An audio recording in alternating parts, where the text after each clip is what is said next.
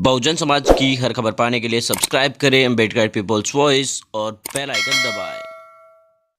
Hello friends, मैं उर्दुराम रोलीर आप देखना शुरू कर चुके हैं अम्बेडकर पीपल्स वॉइस। 1927 में सबसे पहले भीमा कोरेगांव चर्चा में आया था जब बाबा साहेब डॉक्टर भीमराव अम्बेडकर जी यहां पर पहुंचे थे। इससे पहले इसके इतिहास के पन्ने को दबा दिया गया था। बाबा साहब अम्बेडकर जी के पहले भीमा कोरेगांव का इतिहास कोई भी नहीं जानता था। दरअसल आपको बता दें कि भीमा कोरेगांव 1 जनवरी 1818 के अंदर एक युद्ध हुआ था और इस युद्ध के अंदर भयानक तरीके से बाहर जो सैनिक थे उन्होंने 28,000 पेशवाओं की सेना को धूल चटा दी थी और इस ऐतिहासिक जंग की आज तक वर्षगांठ मनाई जाती है। लेकिन इस जंग को भी इंसाफ तब मिला जब 100 साल बाद बाबा साहेब अम्बेडकर 1927 के अंदर इस जगह पर पहुंचे थे।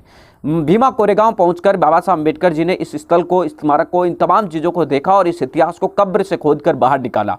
कब्र से खोदकर बाहर निकालने के बाद बाबा साहब अम्बेडकर जी ने भीमा कोरेगांव के इतिहास को जनता तक पहुंचाया और लोगों को बताया कि आखिर भीमा कोरेगांव है क्या।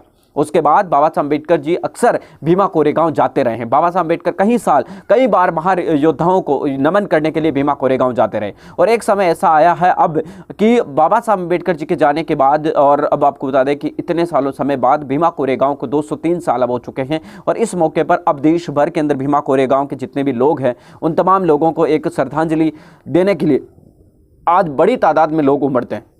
एक इतिहास अपने आप में बनने लगा है। सोशल मीडिया, ट्विटर, फेसबुक, हर जगह पर ये ट्रेंड करने लग जाता है।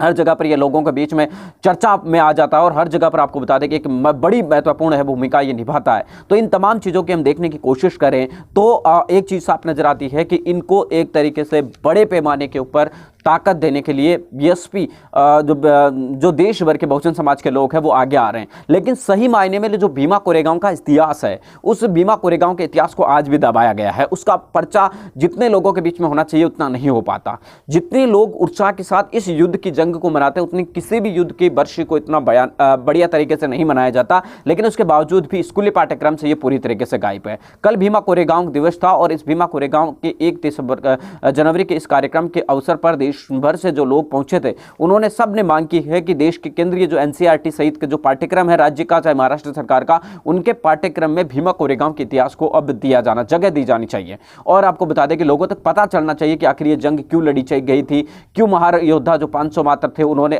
इतनी बड़ी तादाद के अंदर लोगों को हरा दिया था। तो ये तमाम चीजें हैं वो पाठ्यक्रम में पढ़ाई जानी चाहिए। ये मांग कितनी सही है कितनी गलत आप कमेंट करके मुझे जरूर